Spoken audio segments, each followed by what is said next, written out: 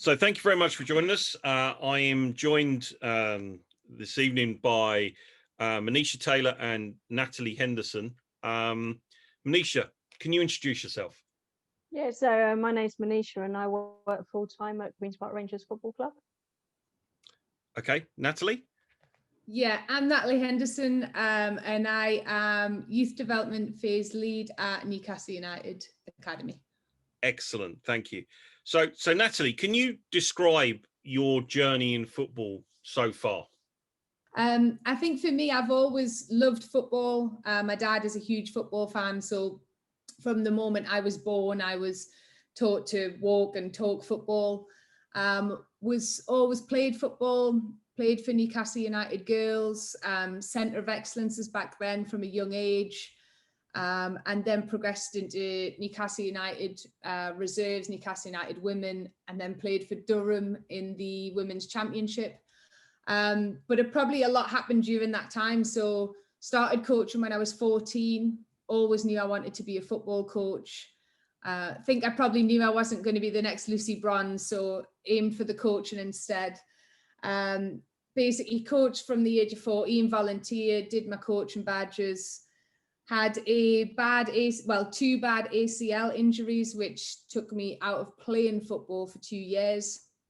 But really, threw me into my coaching. So I think throughout my coaching journey, I've ran a women's football academy at a further education college. I ran the girls county team. I worked for Newcastle United Foundation part-time and then full-time as a community coach. I then went part-time into Newcastle United Academy, the boys academy, and then full-time in the boys academy. And then I guess more recently with England women with the under 16s as assistant coach. I've managed to put that in such a short space of time there. So yeah, that's it in a nutshell. That's my journey. That's fantastic. And your coaching badges, what level are you at? So I've got my UEFA A license and my FA Advanced Youth Award. Excellent, thank you. So Manisha, have you always been a QPR fan? No, quite the opposite journey to Natalie, actually, which I think is quite nice because it just shows different pathways and opportunities. I grew up in a time, so in the early 80s, the women's football didn't exist as it does now. I also grew up in a time where there were very few opportunities for girls to play. And I didn't see any visibility as an Indian young girl also playing at that time. So I knew very early on, particularly when I was growing up, that playing football perhaps wouldn't be in my career pathway. I did play football with my twin brother, but it was very amateur, very grassroots. We played for the school team. But when I went to secondary school, so in about 92, there were no girls teams for me to play for. So it'd be me and my best friend Claire. We'd play at lunchtime on the field. But as I grew older, I still played, but it was very much it was part football, because again, during that time, we're talking about let's say going into mid 90s, again, there were still very few pathways to go and play even for to go and play for a grassroots club, and there's also cultural differences with regards to where would my parents have perceived me to be on a weekend, which would be at Saturday school learning Gujarati, and not necessarily taking me to football. Yeah. So I became a primary school teacher in 2001. Had a real passion for working with young people, and found that in the different schools I worked in, so I worked in education for 10 years full time, became a trainee head teacher in my last year before I took my career change, and that transition happened. Was a deputy head teacher at the time, but had pretty much been a senior leader of various departments across those 10 years. Worked in state sector, worked in the private sector, worked across different boroughs. Had the opportunity to go abroad, do some work in schools out there as well. What I found was, particularly in that in that time and in the early 2000s, there were very few activities, sporting activities for young people to take part in. So we're like enrichment at lunchtime and after school, and I didn't have any coaching badges, and if I'm honest, I didn't know that they existed because I didn't come from a football environment. So how would you know? So I just asked my head teachers in the different schools, you know, look, I love football, can I start up an after school club alongside, obviously I was teaching full time, and that pretty much went from there. It was in one of the schools that I worked in, which neighboured Wembley Stadium. And we did a lot of work with Rachel Yankee and her football program, particularly because of her grassroots program, heavily being in Brent. She said to me that, oh, Manisha, you do know that you can go on your FA level 1 and level 2. And she kind of just, told me, look, go on the county website. This is what you need to do. So I got onto my level 1 in 2010. But prior to that, in 2008, I started to do some grassroots coaching on the weekend while I was still teaching full time at her grassroots club in Northwest London. So did that. And again, my passion was very much working with the younger ages and in development. So I was working with the 7s, 8s and a mixture of the 9s. Did my level 1 in 2010, was very quickly signposted onto my level 2. So did my level 2 in 2010 as well. It wasn't in my mindset that I would work in football, because I finished I was doing my master's at the same time in 2011 in leadership, with the view of I passed my trainee headship and I would be a head teacher.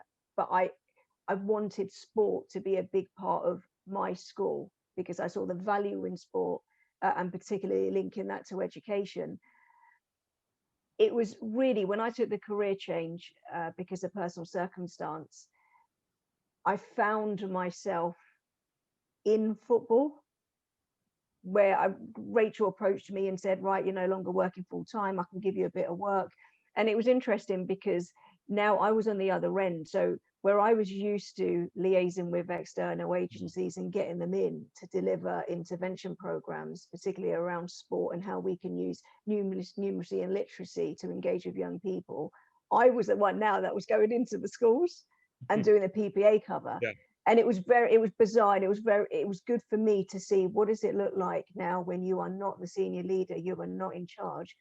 I had to go in for the 2 hours, pretty much deliver, and then leave, and that was that.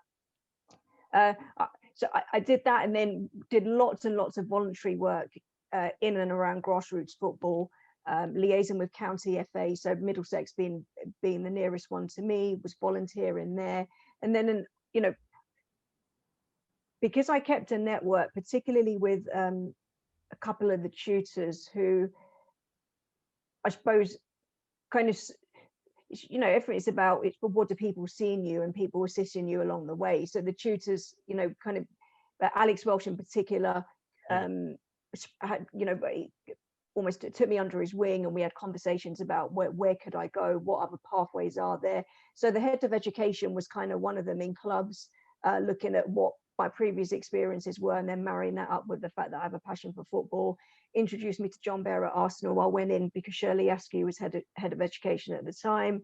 Kind of, we had a conversation. He then allowed me to go in and volunteer at some of the coaching sessions at the Centre of Excellence.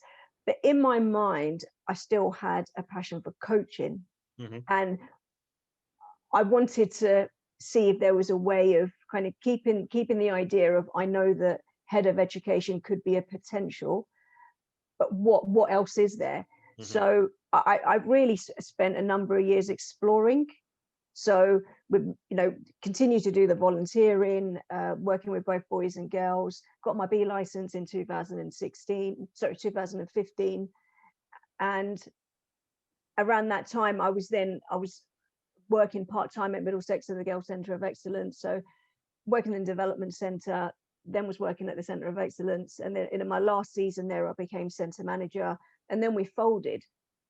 But I'd already connected with Chris Ramsey in 2014 at a networking event, and then when I met him again in 2016 at another event, we were folding as a centre because it was the time where there was a restructure in the game. So we were not going to become an RTC. I was actively looking for RTC jobs. Yeah. Then I met Chris and he said, "Oh, what are you up to now?" And I said, "You know, I'm still keen on trying to give it a go." So I was doing supply teaching, one-to-one tuition in maths and English to earn money on the side, and also doing equality education delivery with show races and the red card, kick it out in the FA. So I knew that in order for this to work, I would have to make sure that I can live and survive, because unless you've got a full-time job in coaching or in the game, which we know are very few, it's really difficult, because you're volunteering, you're doing about 4, 5, 6 different jobs to try and make ends meet at the end of the month. Anyway, you know, Chris said to me, "I've got no jobs, but look, you're more than welcome to volunteer." And for me, if I'm honest, at that time, being somebody who hasn't come from football first, come from a completely different sector, I have, you know, different expertise and experiences. For somebody like him to say to me that, you know, you can come in and have a look, and I literally man-marked him, was massive, particularly as a minority, and not just in gender, but there aren't any Indian women in the type of, well, in the professional game, but in the type of role that I do. So pretty much was there all the time. Probably did just under 200 hours of volunteering across the 4 months. And then he said to me, "You'd be working with the Nines part-time in September 2016. And it pretty much went from there. Did that for 2 seasons. Then in my 3rd season at the club, him and the academy manager said to me that, "Look, the ECAS has opened up for Cat 2s, and it could be an opportunity for us to get you in full time." I'd applied for ECAS prior going to QPR, was unsuccessful. And this time the club applied on my behalf. So it was great for me to go in, because I'd already been there 2 seasons. And that got me straight into foundation phase lead. And then a season later, my responsibilities evolved very quickly, which sees me as now not only overseeing a foundation and working with the coaches in the 9s, 10s, and 11s, I also coach the under 13s, and I do the football operations for the head of coaching, and then assist Chris in his head of coaching job. Wow. I mean, that's a really interesting angle to have come at it from, and very different, as you said, to the traditional way in. You mentioned, you know, not only Chris, you mentioned Alex Welsh and Rachel. Obviously, we've done a fair bit of work with Rachel as well. She's an amazing person. Was there anyone else in your journey that really sort of was your inspiration, or someone you felt, actually, that's the person that I really want to look up to them, I really want to follow them? In the time that I was growing up, visibility, particularly as a female and as an Indian female, I didn't see an Indian female playing football, so I didn't have role models in that respect. I also didn't see many females playing football when I was growing up. Very different to now, and I think that's great, and you know, the game's evolved. So my inspiration really came from my twin brother. And then that journey of when I became a young carer, and then as I got into the game, or was introduced to the game, it was the mentors, such as people like Alex Welsh, Matthew Joseph, Jeff Pike, Tommy Youlden, and you know, Chris Ramsey. And for me, you know, when I got asked that question recently about inspiration, Chris is my inspiration, as well as my brother. I've got, you know, my brother's my intrinsic motivation, but Chris drives me to want to be better, because I know he's been through adversities in his life. I know that he has empathy for people who, you know, him and like Les Ferdinand, for example, our director of football, empathize with adversity because they have been through it themselves. And I know what it means to him for me to be working with him in the capacity that I do. So he drives me to want to succeed in, I don't know, in maybe, you know, an assistant head of coaching or academy manager role, sorry, in the future. Okay. Natalie, what about you? Is there anyone that stands out that inspired you at the start and conversely inspires you today? Yeah, that was a great journey, Manisha. And like you're so right, we've got very different journeys, haven't we? But it's just intriguing to hear it. Yeah, sorry. I think for me, similar really in terms of visibility for player-wise, when I was younger, I never thought that you could grow up to be a full-time female footballer. And if that was something you wanted to do, you know, the way to do that was to go to America. That's the way it was when I was young. If you want to be full-time female professional, go to America. So I kind of, you know, when I was growing up and playing football, I didn't want to be a player. I knew from a very young age I wanted to be a coach. And I think that came from that visibility of actually seeing a female coach when I was younger. So Lisa Bell, who works, she still works for Newcastle United Foundation. When I was younger, she was always in and around the girls' teams. And I guess I looked up to her in terms of it's possible to become a female coach. Like she's shown me that that is possible. So I think she was probably more powerful than what she knows just by seeing her. Coaches like Melanie Ray, who was, you know, Sunderland women's head coach, she was my coach when I was in the under 16. So she was somebody that I looked at and again made me realize it's possible to grow up and be a football coach as a woman. And then I think throughout my coaching career, really, I've had many coaches that I look at in terms of both male and female, where I've grew up and thought I want to be as good as them, or I want to be better than them, or I want to take bits from them and apply it to my coach. And there's been many different role models throughout that coaching journey. And then similar to Manisha in terms of Chris Ramsey, I had Joe Joyce, who is Newcastle United Academy manager. He's been a massive part of my journey. And I think to start with, I always say he took a gamble on bringing in a female coach. I think you've got to be, at the time, you had to be pretty bold and pretty brave to do that. And I'll always be thankful to him that he took a gamble on me and brought me into the building part-time to start with, and then obviously full-time. So he was, you know, he's been a massive part of my journey, and I would never, you know, I'll be forever thankful to him as well, really. Do you think that he saw it as a gamble, or is that your perception that he thought that it was a gamble? Well, there's two sides to this, really, because I attended an event at the academy where they tried to run like a female coaching clinic. And basically I turned up for this female coaching clinic, and there was only me and one other coach there. And that's the first time I'd ever come across Joe Joyce, the academy manager. Before then, I knew very little about the boys' academy and the boys' setup. And Joe kind of looked at us two and was like, how can we get more women here? This is obviously not ideal. 2 people have turned up for this event. And me, almost, you know, a bit tongue in cheek, I said, you know, have you got any females work for the boys' academy? And he was like, no. And I said, why? And he was obviously very on the spot. And even now when I think about it, I'm like, that was very, you know, demanding. But he's kind of thought about it, and he said, well, actually, I guess if they're the right person for the job, then there's no reason why they wouldn't work here. So I laughed and said, oh, I'll see you for my job interview next week then. Obviously just joking.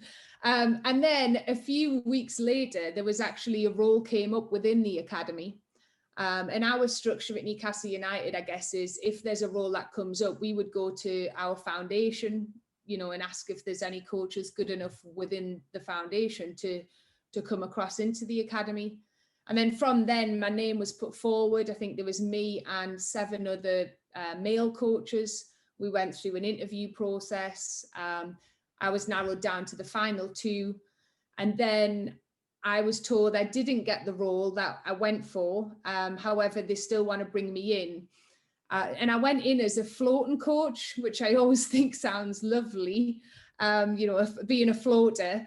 Yeah. And I just, you know, I went in, I shadowed some of the age groups, and I only did that for a few weeks, and then a role opened up with the under 10s as assistant coach.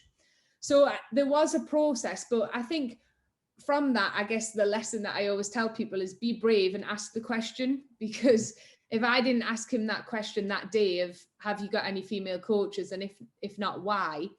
That almost, I guess, planted the seed in his head, and it evolved from there. But in answer to your question, because I've gone off on a tangent, I do think it is a gamble, whether that's right or wrong. It shouldn't be that way, but I do think he took a gamble on bringing a female in the building. But hopefully it paid off, because I'm still there. So yeah, it couldn't have been too bad. So to me, that's, that moment, I would consider to be a compelling event. So, Manisha, is there any sort of similar compelling events that you've had in your career that you mentioned about the complete career change at one point, but is there any moments in your football career that, you've essentially, if I go left, this could happen. If I go right, that could happen. Right, I'm going right, for instance. Is there anything like that's happened? Well, it'd be at Troy Townsend's Kick It Out event in April 2016, when Chris asked me, "What are you up to now?" Right. And it was that moment, because there was an opportunity for me to be able to say, well, actually, Middlesex are folding, and I'm actively looking for an RTC job, but I'm open to, to opportunities. And had he not been there, and had I not had my B license, even though we had the conversation, perhaps that wouldn't have progressed onto, oh, well, you can come in. Because next, the question he asked me was, do you have your B license? And I said, yeah. Now, what also helped was the fact that Chris knew Alex Welsh very well. And I didn't know that at the time. So when Chris, invited me in, I actively, almost with him, created my own placement program, because I was there from 10 in the morning until about 9 o'clock at night, 3 times a week. And what we did was kind of go sit together and just say, okay, what is it you need? What is it you need to know? What do you need to be, become a little bit more upskilled by? How can you then utilize? How can we work together to utilize my previous experiences, and how can we bring that into, into the program here? And had that initial, like I said, I go back to, had the initial conversation not happened, there would, and if I didn't have the prerequisite of a UEFA B, the opportunity to actually actively go in and volunteer wouldn't have happened. My situation also allowed it, because I was then freelancing at the time, rather, as opposed to being in a full-time job. I also, I'm intrinsically motivated anyway. So I had it in me to ask questions, to be open.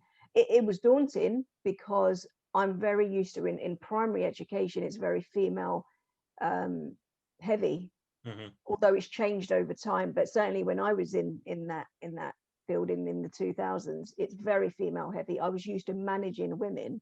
I'm now coming into an environment where, certainly when I took the foundation for it, when, in my second season, when got the third season, when I was then leading the foundation phase, and as my responsibilities evolve, it's a very different dynamic to the culture and environment that I was used to. Although what helped, which is where I always say to people, it's the transferable skill set. So what actually helped me get into the building and my role initially was I had the prerequisite qualification, and there was synergy in terms of, I'd met Chris before, we had a conversation. I said to him, I want to learn, look, I'll just be on the side. And then I was really proactive in making sure I man marked him and wanted to know everything to know about the QPR way, and what does he expect from his coaches. Now, what then transpired after the few months and thereafter was the fact that I had this educational and strategic experience that I could bring to the table. That then helped get into the role of foundation phase lead. And that then, see, my responsibilities evolved in then kind of helping him oversee the 9s to the 16s,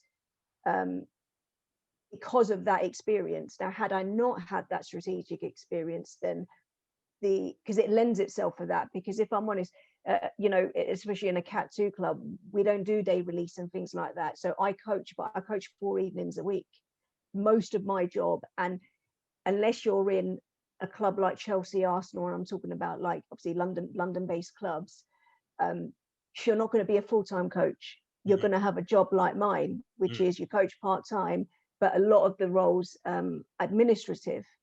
So it suits where I want to be, definitely in my journey, but it also suits and lends itself to the skill set that I bring, which is what helped me get the job in the first place. You've raised a really interesting point there. My involvement in football, in terms of the actual playing, has developed massively over the last couple of years, and I've learned so much from some of the coaches that I've employed, and I've sort of started, you know, sitting in on some of the really tactical analysis work and things like that. And I think that any outsider to the football will not realize how much as a coach you have to learn, and you're constantly having to stay on top of that. And I think that, you know, a lot of the way you've come into the role, in terms of your background, is you're set up in terms of that.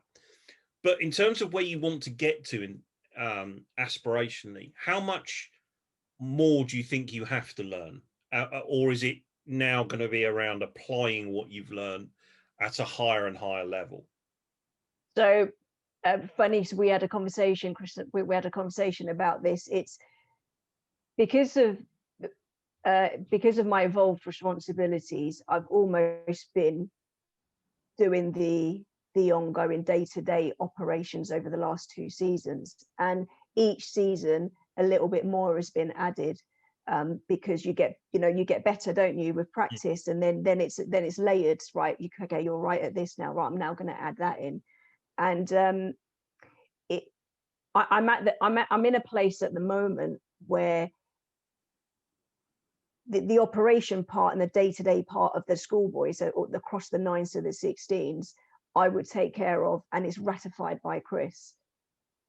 So it allows me to keep gaining the experience, the strategic experience. I'm on my A license at the moment, and I coach 4 evenings a week, and I coach on the weekend. So I'm also getting that part of it, but my ambition isn't to be a full-time coach. It's to have a hand in coaching, but actually to have more of a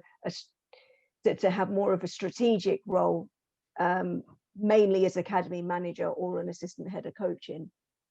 So it's now it's going to be about applying and continuing to get better and learn, and continuing to learn more about that type of role, applying. And continuing with the problem solving and the firefighting type thing, and opportunity, because Natalie's alluded to it through the duration of what she said, that if we do not have access to opportunities, it becomes very limited in what you can inspire to do. So I can say, I inspired to, be an academy manager, but for somebody like me to be in a football club, I had an opportunity and I had equal access to that opportunity. Now, unless, because as we know, like especially in the professional game, there's a real lack of visibility, because when I go to conferences, so I'll go on behalf of our academy manager and then our technical director to the league conferences, been twice in a row, and there are very few women and there are no women of color. So when I'm walking into this room, you have to be very bold, you have to be very resilient, because there are certain expectations of what that somebody being in that room and in that space should look like and act like. And I don't fit that norm. Mm-hmm. Because it's a culture that is still evolving and changing. So it's going to be about opportunity, but at the moment I'm on a journey, and look, I love it. I love what I do. For me, it's not a job.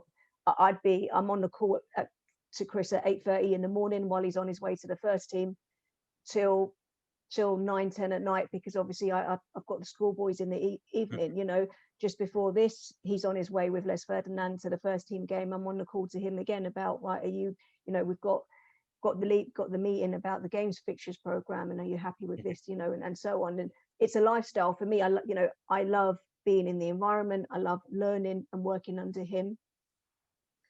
I've still got the drive and passion to want to be better, and hopefully, you know, aspire to be an academy manager, and hopefully there will be further opportunities for women and for people of color particularly to be in these positions. But it will take people like let's say like Natalie, for people like myself and a few others who are in the game, to continue in those roles, because that can help pave the way for others, Mm-hmm. which I think is really important. Yes, absolutely. When you walk into that room, I just want to ask this before I go over to Natalie. When you walk into that room, do you feel proud? I must admit, when I walk into the room initially, I'm nervous. Mm-hmm. The second time, I was less nervous than the first time. But I'm nervous because it's an unfamiliar space. Mm-hmm. And you are walking into a room where you do not see people like you. Yeah. And it's automatically assumed, and there's unconscious bias around what people in that space and in that room should look like. Mm-hmm. Now, in season after season, as I've become more familiar with, for instance, Ken Oram, who's our regional EFL manager, mm-hmm. because I directly liaise with him and he's come into the club, you develop that self-confidence, and that person, you know, that there's a rapport and a relationship. And I think a lot of it is about trust, building relationships, familiarity. Now, it shouldn't be, because what we know is that you should be judged on an equal playing field just as anybody else. But at the moment, we know, and it's obvious, that that doesn't exist. Yeah. So because of that, you're having to go. I have to overcome several obstacles before I'm even seen as somebody with credibility. Now, once you get over that, you're tired, aren't you? Because it's really draining. It's really draining, because you are getting judged a lot of the time, just based on what people see and how people perceive you. Yeah. So I'm not fully at a place yet where I can say that I can confidently walk into those rooms and be bold. I feel I'm getting there, but I don't think I'm there yet. Mm-hmm. But I think, like I said, over time, what I've definitely found is, as each season's gone on, I'm no longer perceived as the physio, and as each season's gone on, people know that actually I'm in charge. Yeah. You know, it's which, look, I'm not saying it's right, and I know Natalie's laughing because I'm sure that the same has happened, but it's, like I said, I think it's about familiarity, building relationships. I'm not in a place yet where I feel I'm confident mm-hmm. to walk in the room. I do walk in the room, but I'm still nervous, and I'm still conscious about perceptions and how people view me. Say that again, How many sorry. female UEFA licensed coaches do you know? Oh, good question. I think if I hadn't recently been working with England women, I think I probably wouldn't have known many at all. I think because I've been in that setup and seen the amount of female coaches in there with A licenses, my answer would be more now than what I knew. But certainly in the I'm trying to think, in the northeast area, I guess there's not a great amount. I don't think, certainly not enough. I think we'd like to see a lot more. But yeah, I think because of being in and around that England setup, that there is more A licensed coaches than I would have said, even just a few years ago, really. And what do you think could increase that number? Is there anything specifically that the FA aren't doing, the regional FAs aren't doing, the clubs aren't doing? I always find that a difficult question. I think if I relate it to some of the stuff Manisha said in terms of, I think certainly having females in those positions now and trying to keep us in those positions would maybe open up future pathways for, younger female coaches coming through, or, I think that's important. I think I always say, it would be nice to see more female coaches trying to look for those opportunities. So Manisha mentioned a really important conversation with Chris Ramsey. I mentioned an important conversation with George Ice. I think more of those conversations need to happen. More female coaches need to go and ask if they can go and watch an academy session or observe an academy coach. They need to be brave and ask the question, I think. And I think until you do that, football is a small world. It's amazing who you know and how that person might move there, and all of a sudden you might get an opportunity in that place. So I think your network is really important.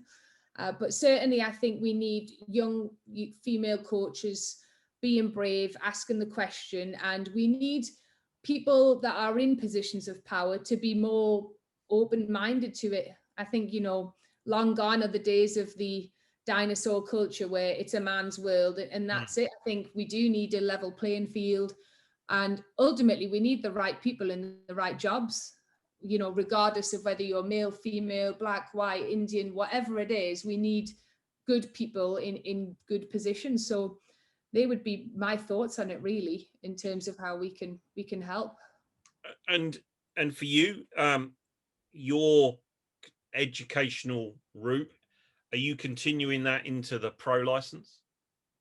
The pro license is something I would certainly like to do. I think, I'm not sure right now if I need the pro license. I think, I don't working with the youth development phase, whether or not you need a pro license for that, I'm not quite sure. I think that would maybe be more senior side of things, but I certainly have aspirations to work at the senior side of the game. And pro license, would be on the list for something for me to do, really, and something I would like to do.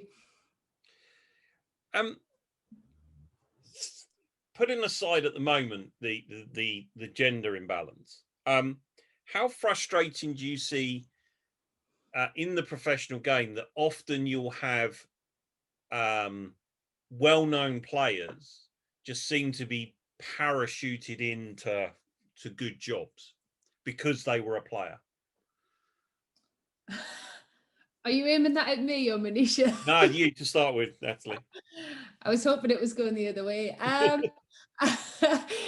think it's frustrating, but I don't think it's frustrating because I'm a female coach, because I imagine it's pretty frustrating for male coaches as well. I think, of course, the professional players that get an opportunity to be Premier League managers, you can't argue they've got experience that I certainly don't have, or players that haven't played at that level don't have. So that's, that's very obvious that they do have that experience. However, coaching is a completely different skill set to being a player, and understanding people, understanding how to motivate people, understand how to motivate teams, manage people, manage egos, which is a big thing in the professional game.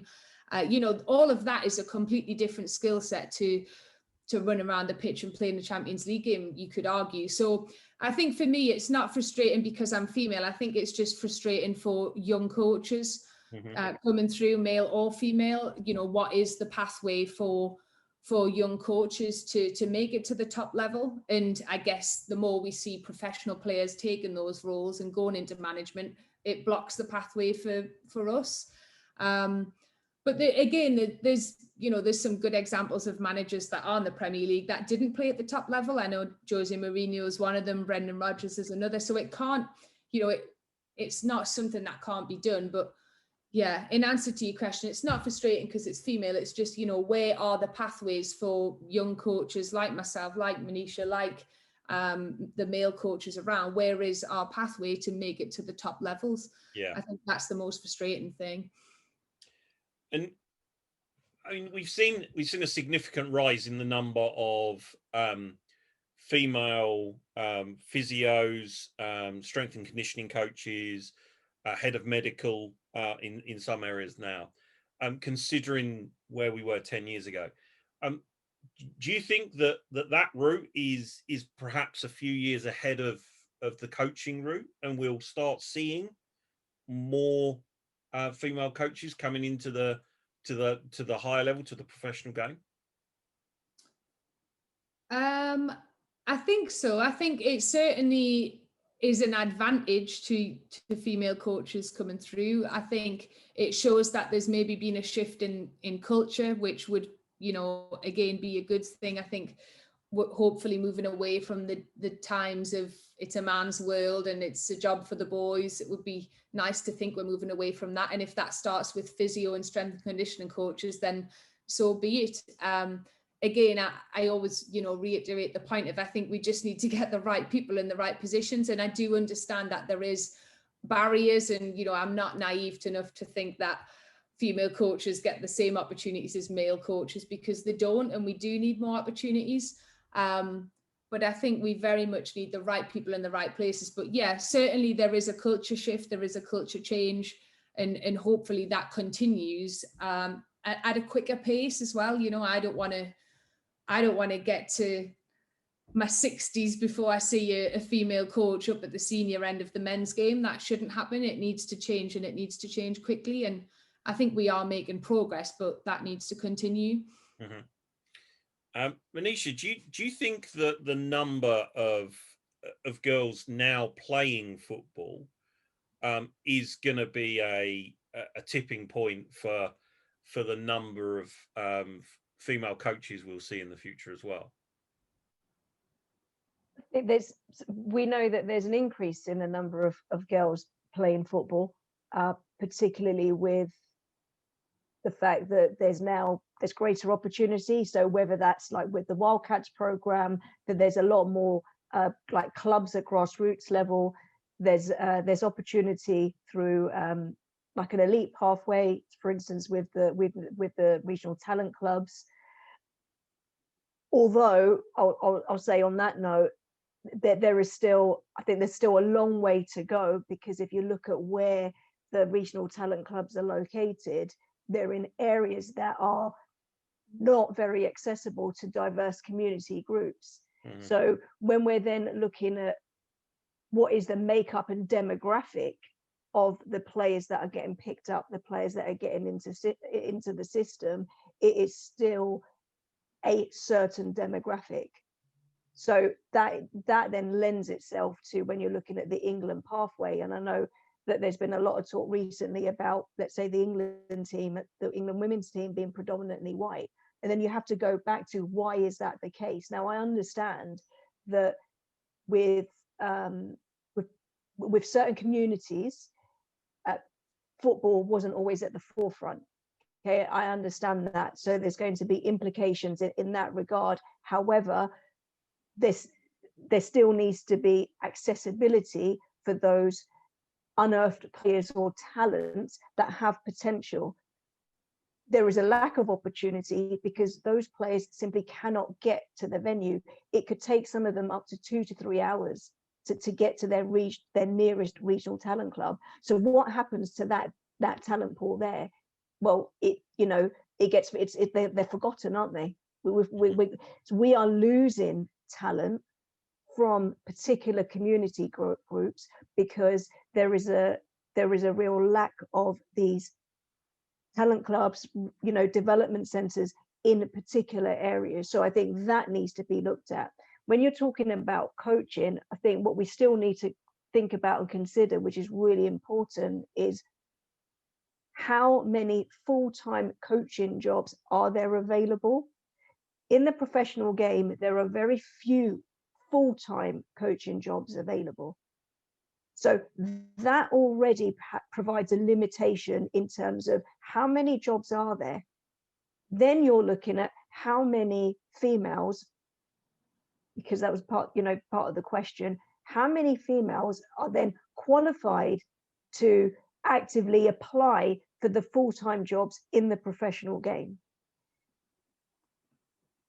Now, because there's very few jobs available, a lot of people, male or female, will end up being a part-time academy coach and therefore do other jobs.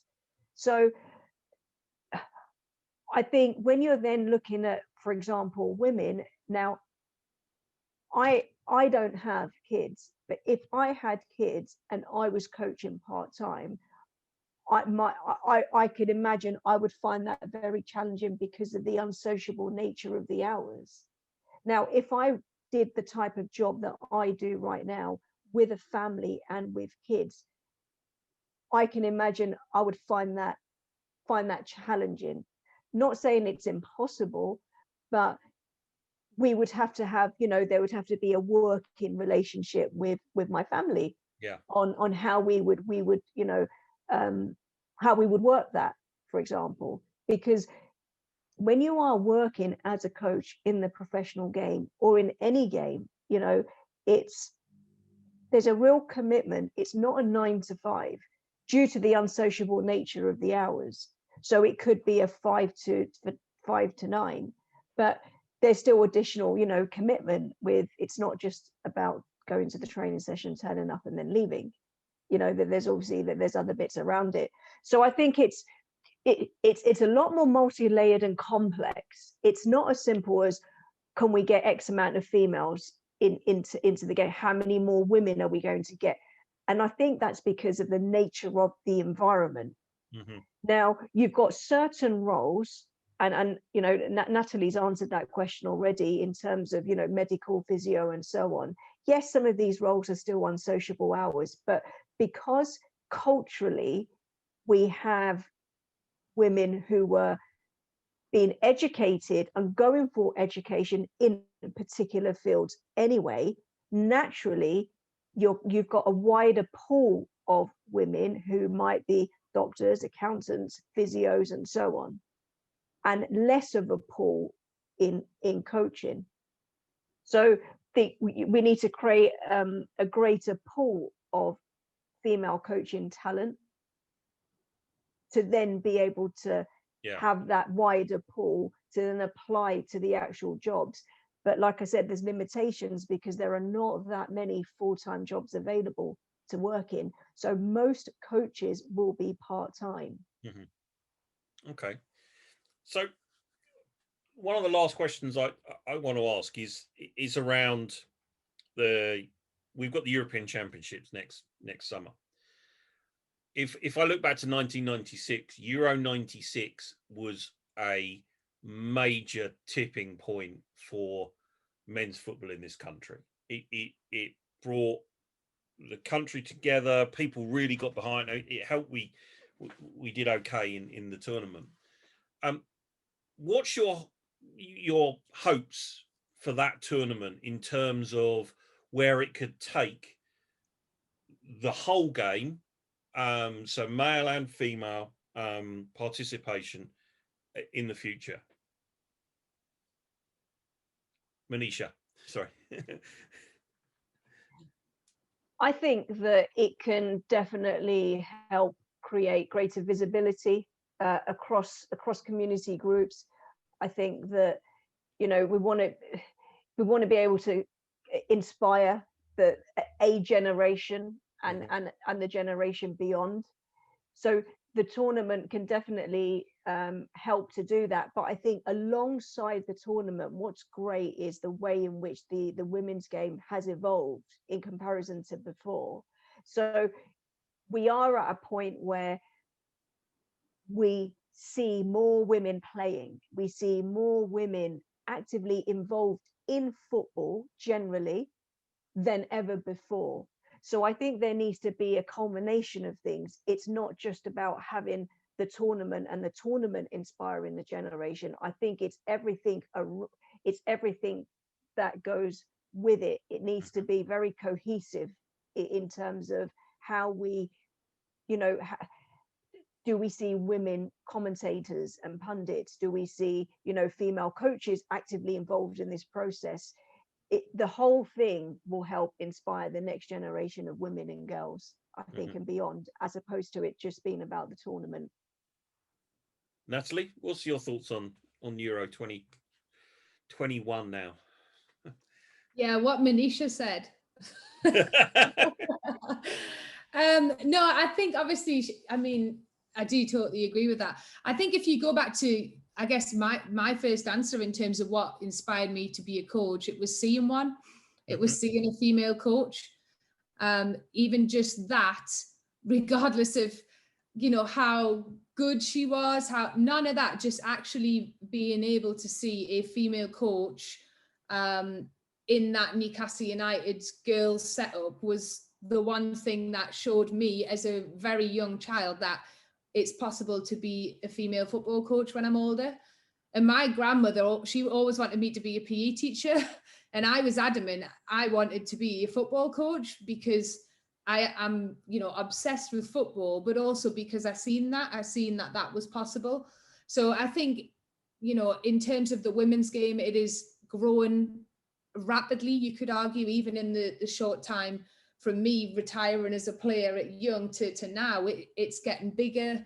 It's getting more money put into it. It's got more participation. It is becoming bigger.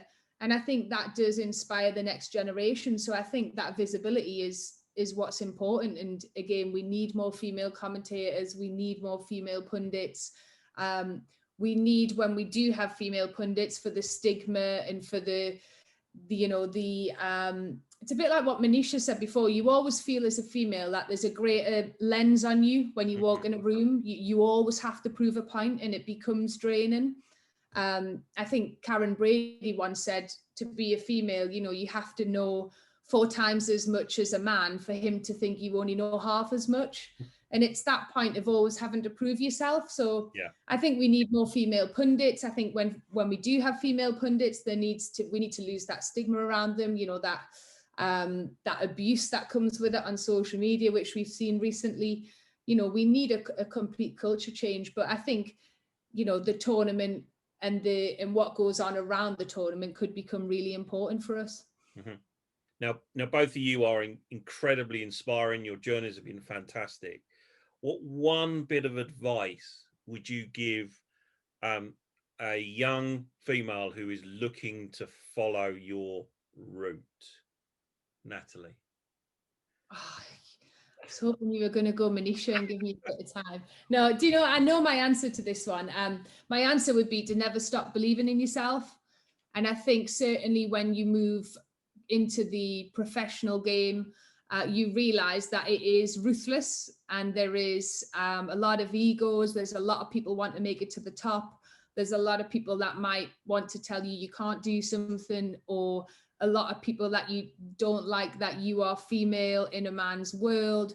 And I think the most important thing that I would say to a young girl who wants to, follow in the footsteps, I guess, is don't stop believing in yourself. Keep learning, keep asking the question and being brave, keep showing up, and never, if somebody tell you can't do anything, don't listen to that. If you've got a belief, you keep believing in yourself. That would be my advice. Okay. Manisha? Very, very similar to what Natalie has said. I would say be bold, be resilient, be open to learning and asking questions, and remember it's a journey. that you are embarking upon, and take time to hone your trade and enjoy the process. But being bold and resilient is, you know, it would be like my key thing. Brilliant. Natalie, Manisha, I want to thank you so much for your time tonight. Thank you for finding time to do this in your busy schedules. As I said, I think that the journey you've gone on is amazing, and I really hope that we can inspire others to follow in your journey. So thank you very much. Thank you. Thank you.